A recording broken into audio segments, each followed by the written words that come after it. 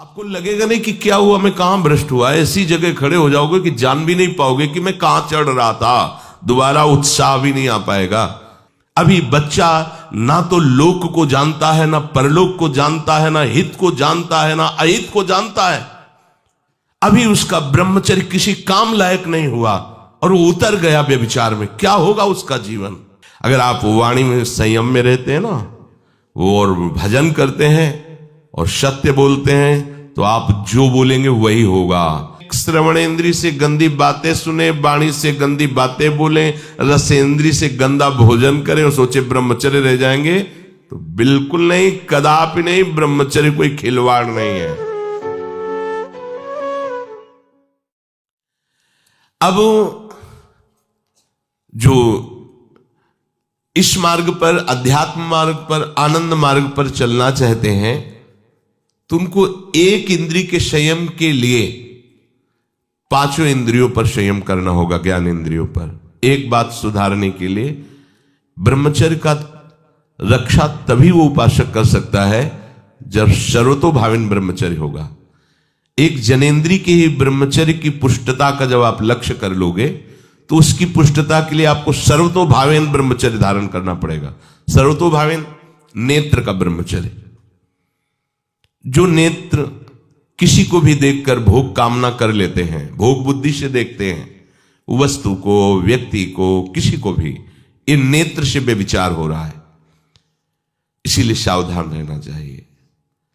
जैसे नाटक, सिनेमा आदि हैं, वहां तो जान रहे हो चित्र हैं, पर उनमें जो अभिनय करने वाले जन हैं वो तो संसारी जन ही है ना।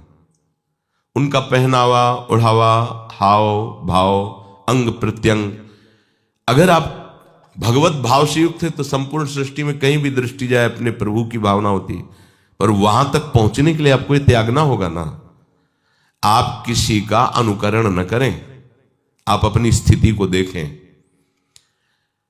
अगर आप किसी का अनुकरण करते हैं कि हमने उनको देखा है, वो टीवी देख रहे हैं, तो टीवी में क्या देख रहे हैं, कहां स्थिति है, हमें क्या पता। हमको जहां पहुंचना है उसके लिए हमारे लिए बाधक है, हमें नहीं देखना है। अगर आप माना कि कोई नाटक ही देख रहे हैं, कोई ऐसे सीरियल ही देख रहे हैं, पर उसमें अभिनय करने वाले तो संसारी भोगी पुरुष ही है ना। आप कोई त्यागी जितेंद्रीय महात्मा को थोड़ी देख रहे हैं। तो उस देखने में तन्मयता आती है, जिसको हम देखते हैं उस पर हम आसक्त होते हैं, तभी तो उसका सुख दुख अनुभव होता है। देखो, कोई ऐसी रोने वाली सीन आए तो रोना आ जाएगा, हंसने वाली आ जाए तो हंसना आ जाएगा, ऐसे तो उसका प्रभाव हम पर पड़ रहा है ना। तो हम किसी के अभिनय करने वाले के अंग प्रत्यंग को देख रहे हैं और वो कामुक होकर कोई काम चेष्टा कर रहा है या कोई ऐसा, वो सारा का सारा मन कवर कर रहा है आपका। और एकांत होते ही फिर जो मन अपना मनमानी करवाएगा, आप नहीं सह पाएंगे। इसलिए नेत्र का ब्रह्मचर्य सबसे पहले शुरू कीजिए। आपको वो चीज नहीं देखनी, वो बात नहीं पढ़नी, वो दृश्य नहीं। श्रीमद् भागवत में वर्णन है, कोई पशु पक्षी भी मैथुन कर रहा हो, अचानक दृष्टि गई तो मानसिक प्रणाम करके दोबारा दृष्टि नहीं जानी चाहिए। इसीलिए लिखा है कि आप एक धनुष भूमि को देखकर, एक धनुष, इसमें किसी की हानि नहीं होगी, आपकी भी हानि नहीं होगी।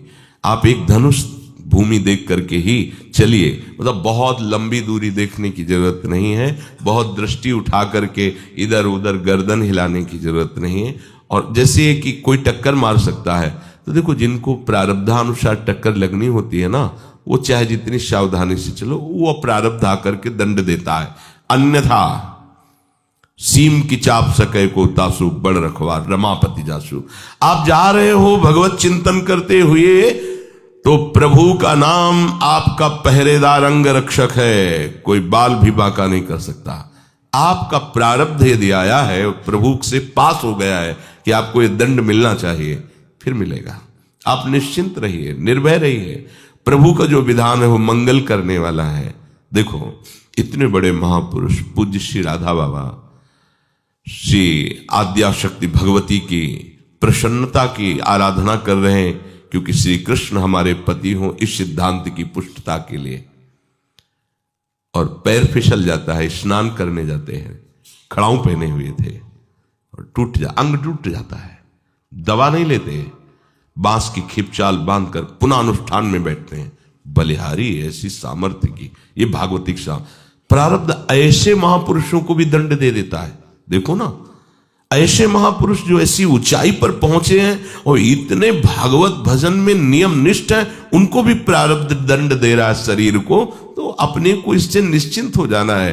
जो होना है उसे रोक नहीं सकते, जो नहीं होना उसे कोई कर नहीं सकता। अपने आराध्य देव के चिंतन में ज्यादा नेत्रों को इधर उधर दौड़ाने की जरूरत नहीं है। नेत्र का ब्रह्मचर्य, फिर वाणी का ब्रह्मचर्य, बहुत बड़ा प्रभाव पड़ता है इससे। यदि आप जवान से अश्लील बातें, गंदी बातें, कामुक बातें करेंगे तो आप ब्रह्मचर्य रह ही नहीं सकते। अगर आप वाणी से परस्पर शरीर आकर्षण वाली बातें करेंगे, बट उसको देखा तुमने क्या, बस आप गए। चाहे वो स्त्री शरीरधारी साधक हो या पुरुष शरीरधारी, परस्पर आकर्षण संबंधी यदि वाणी खुली आपकी, तो वाणी के व्यभिचार से आपका जनेंद्री का व्यभिचार प्रारंभ हो जाएगा। आप रोक नहीं सकते, नहीं रोक सकते। इसलिए वाणी से भी कोई ऐसी वार्ता ना कीजिए जिससे आपके अंदर काम वेदना बढ़े।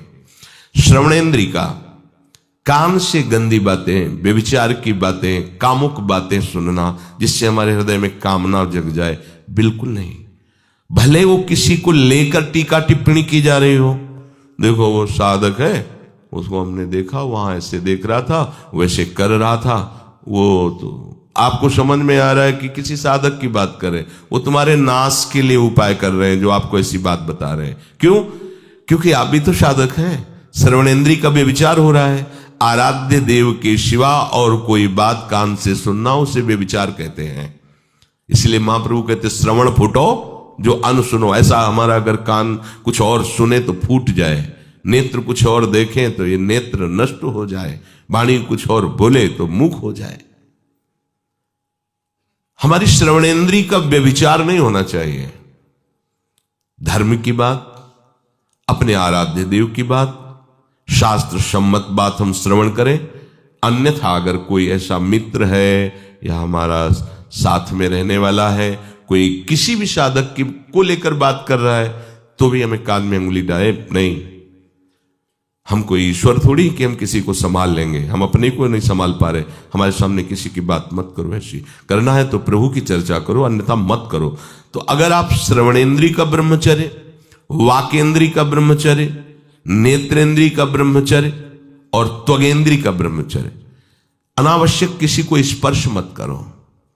परस्पर विरोधी शरीर को तो भूल कर मत करो। विरोधी शरीर जिससे हमारा पुरुष शरीर है, सामने स्त्री शरीर है, तो किसी भी तरह से सेवा के लिए संकेत करना या किसी भी सेवा के लेन देन में बचाव पक्ष में रहो।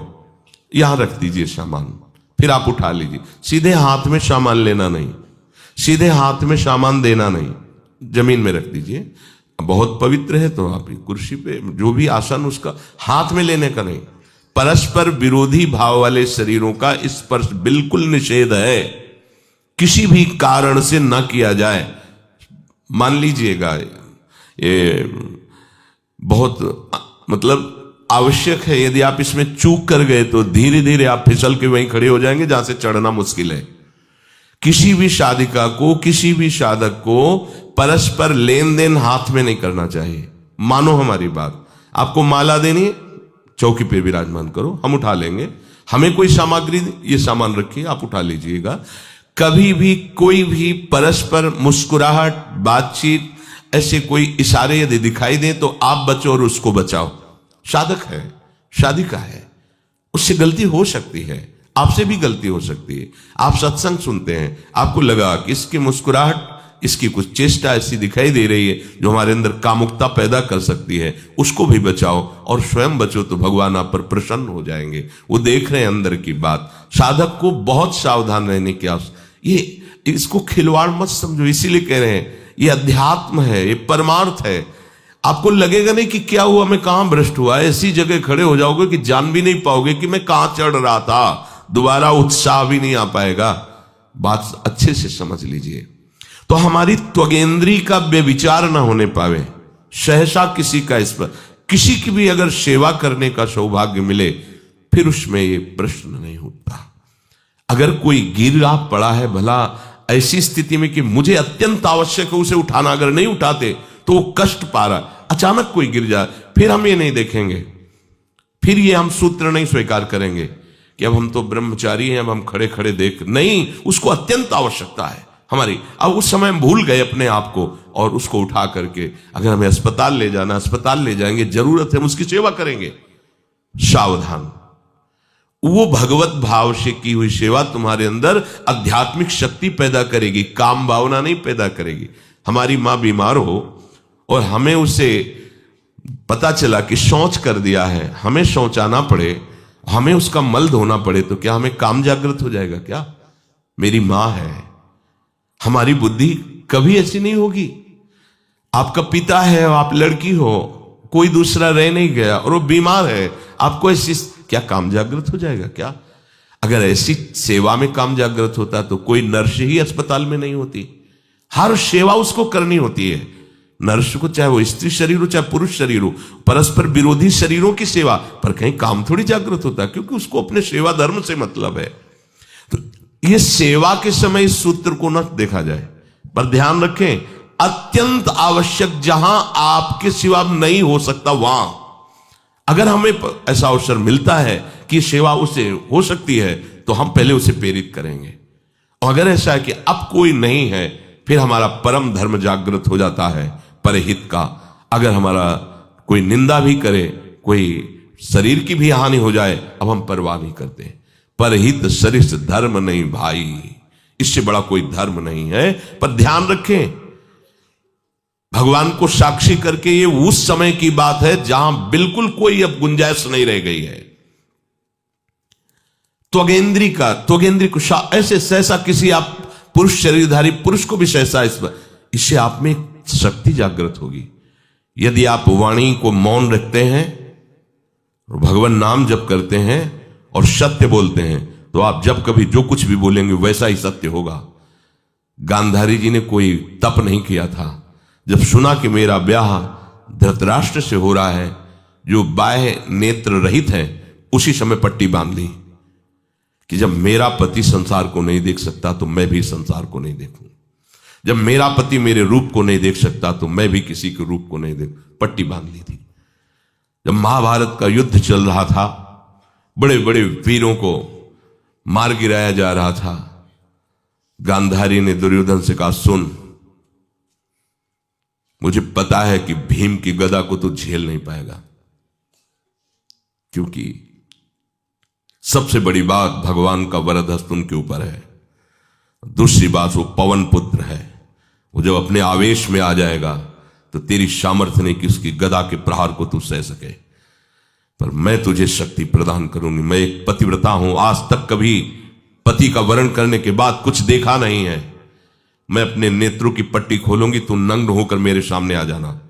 मेरी दृष्टि पड़ते ही वज्र का शरीर तेरा हो जाएगा, किसी के सामर्थ्य नहीं कि तेरे उस अंगों को तोड़ सके। भगवान सब कुछ जानने वाले हैं, भगवान भक्त पक्षपाती होते। भगवान का स्वभाव भक्त का पक्षपात लेना होता है। वो अपने महल से कॉरिडोर से जा रहा था गांधारी जी के पास, भगवान आ गए झट से, तो तुरंत उसने हाथ ऐसे लगा लिया, मुझे शर्म आनी चाहिए यार, तो हस्तिनापुर के सम्राट पद पर अभिषिक्त होने के लिए तैयारी कर रहा है, नंगे घूम रहा है गली में। उसने कहा, गली में नहीं, मां के सामने जा रहा है। अरे कोई बच्चा है, ऐसे जाया जाता है मां के सामने? तो उसने कहा, मां ने कहा है कि हम पट्टी खोलकर तुम्हें देख लेंगे तो तुम्हारा शरीर वज्र का, चलो माना, मां की आज्ञा का पालन करो, थोड़ा इन अंगों को तो ढक लो, तुम तो बड़े हो, कोई बच्चे थोड़ी को मां के सामने ऐसे चले जाओगे, ढकना चाहिए तुम्हें। वापस कर दिया। वो यहां ऐसे पत्तों से ढका, वस्त्र नहीं पहना, मां की आज्ञा ऐसे पत्ते से ऐसे कमर से ऐसे ढक लिया, पीछे आगे ऐसे। गांधारी जी ने पट्टी खोली और जे ही देखा पूरा शरीर वज्र का हो। तो ये क्या किया तूने, कमर में क्यों बांध लिया? बोले शर्म लगती थी। कैसे आपके? बोले यहीं से मारा जाएगा, भीम की गदा का प्रहार तेरी इसी जंघा और कमर को तोड़ देगा, तेरी मृत्यु। मान गई, प्रभु के विधान के आगे किसी का बल काम नहीं करता। गांधारी, ये केवल आंख में पट्टी बांधने की सामर्थ्य थी कि मेरा पति यदि अंधा है तो मैं भी किसी रूप को नहीं देखूंगी। अगर आप वाणी में संयम में रहते हैं ना, वो और भजन करते हैं और सत्य बोलते हैं, तो आप जो बोलेंगे वही होगा। पर ऐसा कुछ अनर्थ वो बोलता ही नहीं, क्योंकि ऐसा संयमी जान जाता है कि इन सब का फल भगवत प्राप्ति है, किसी को कष्ट देना नहीं है।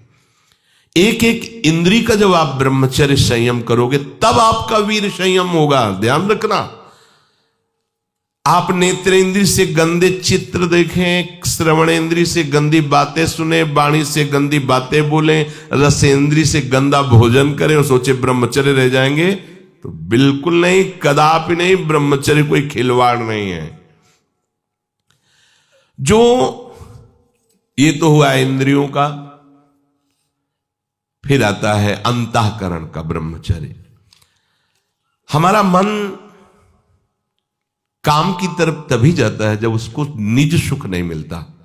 ध्यान रखना, सृष्टि में जितने भी दुर्गुण दुराचार होते हैं उनमें दो प्रधान होते हैं, एक काम भोग और एक धन, और सब छोटी मोटी बातें हैं।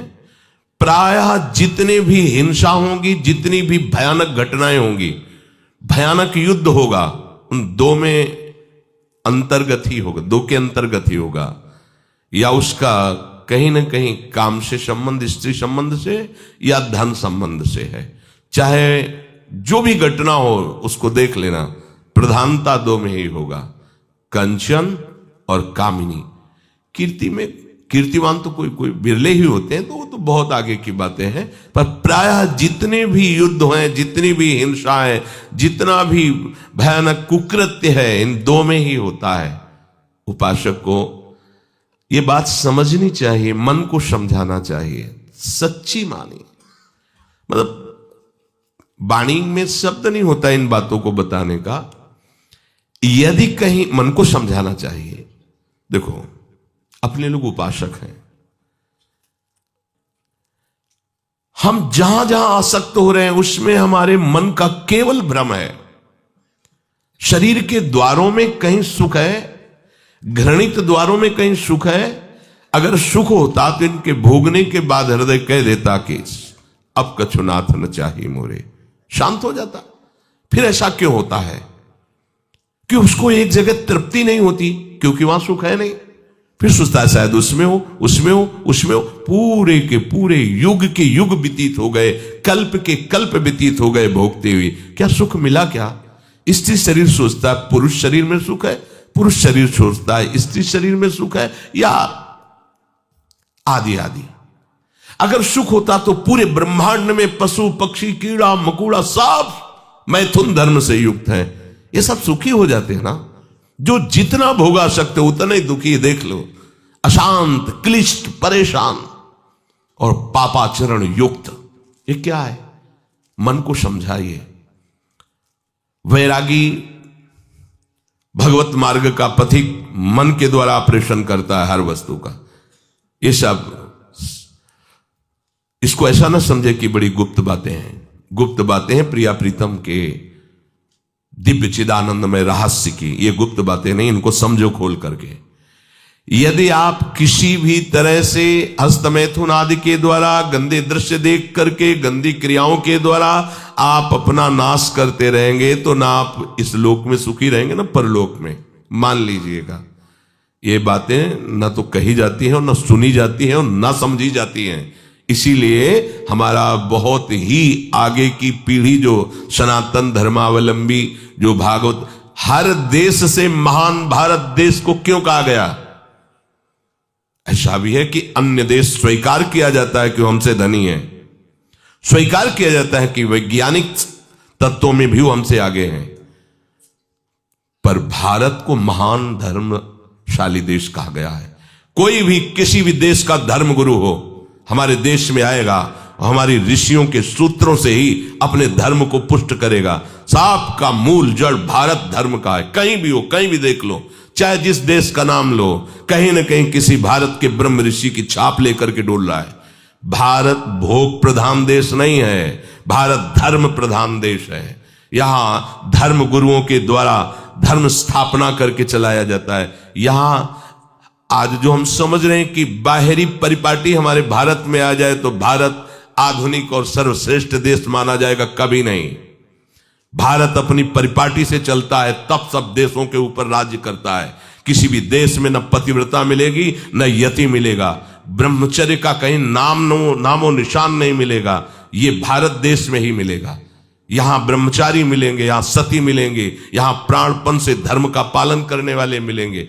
अब हमारे जो नई पीढ़ी है वो आधुनिकता को स्वीकार कर रहेगी।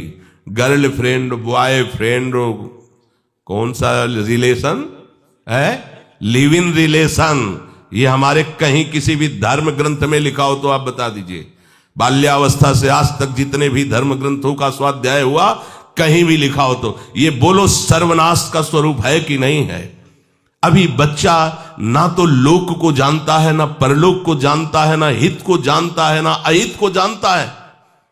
अभी उसका ब्रह्मचर्य किसी काम लायक नहीं हुआ और वो उतर गया व्यभिचार में। क्या होगा उसका जीवन, क्या होगा जीवन, चाहे वो स्त्री स्वरूप में चाहे पुरुष स्वरूप में हो। क्या बिना संयम के ये पशुता के व्यवहार से किसी की ना लौकिक उन्नति होती है ना परमार्थिक उन्नति होती है। पर कौन सुनेगा, यही कहा जाएगा पुराने जमाने के शास्त्रों को केवल वर्णन कर रहे हैं, ये क्या जाने आधुनिक जमाने को। तो आधुनिक जमाने की दशा क्या, और यहां खोल करके देखो। कोई बात नहीं, दोस्त बनाना कोई बुरी बात नहीं, इस बात को हम मानते हैं। स्त्री शरीरधारी पुरुष शरीर को मित्र बना सकता है, कोई दोष नहीं। पुरुष शरीरधारी स्त्री को मित्र बना सकता है, कोई दोष नहीं। लेकिन मित्र का क्या कर्तव्य होता है, कुपंथ निवार सुपंथ चलावा, कुमार्ग से हटा करके सुपंथ में चलाना, उसकी समस्याओं को दूर करके उसको आनंद में से युक्त करना, उसको सहयोग करना, ना कि शोषण करना। दोस्ती कहते हैं उसके दुखों को मिटा करके उसको शांति और सुख के मार्ग में ले जाना। इसीलिए ये जो आधुनिकता बढ़ रही है, ये जो खान पान गलत हो रहा है, ये जो दर्शन गलत हो रहा है, तो इस जमाने में ब्रह्मचर्य ये केवल शब्द ही लिखा मिलेगा, जीवन में नहीं मिलेगा। नए नए बच्चे व्यसन कर रहे हैं, नशा कर रहे हैं, गंदे आचरण कर रहे हैं, क्या होगा, कैसे आगे कोई समझेगा शास्त्र क्या है, धर्म क्या है, बल क्या है। आज नवयुवक 16 से 28 के बीच में कोई ऐसा नहीं दिखाई देता है जिसमें आध्यात्मिक थोड़ा भी बल हो, काम क्रोध आदि सहने की सामर्थ्य हो। अपने बूढ़े माता पिता को थप्पड़ मार रहे हैं, बूढ़े माता पिता को गाली दे रहे हैं, बूढ़े माता पिता जिन्होंने खवा पिला के इतना बड़ा, उन्हें अनाथालय भिजवाया जा रहा है, उनको छोड़ दिया जा रहा है। आप विदेश घूम रहे हैं, उनके खाने की व्यवस्था घर में नहीं। क्या है ये, आज आधुनिक विद्या का ये प्रभाव है। विद्या विनयम ददाती, जो अपने वयोवृद्धों की सेवा नहीं कर सकता वो क्या विद्या पढ़ा, जो दूसरों की रक्षा नहीं कर सकता क्या विद्या पढ़ा। क्या विद्या का यही स्वरूप है दूसरे का शोषण करना? क्या विद्या का यही स्वरूप है कि शराब पीना, ड्रग्स का ये नशा करना, ये क्या विद्या सिखाती है? वो कहा जाता है आज तो आधुनिक विद्या बढ़ रही, मुझे लगता है संयम में रहना ही विद्या का वास्तविक स्वरूप है। अपने इंद्रियों को संयम में रखना, अपने को संयम में रखना, बुजुर्गों का, गुरुजनों का, शास्त्र का, भगवान का भय रखना हृदय में। ऐसा नहीं, आप तभी निर्भय हो पाओगे यदि शास्त्र का भय नहीं, भगवान का भय नहीं, धर्म का भय नहीं, तो फिर आप वहां पहुंच जाओगे जहां भय ही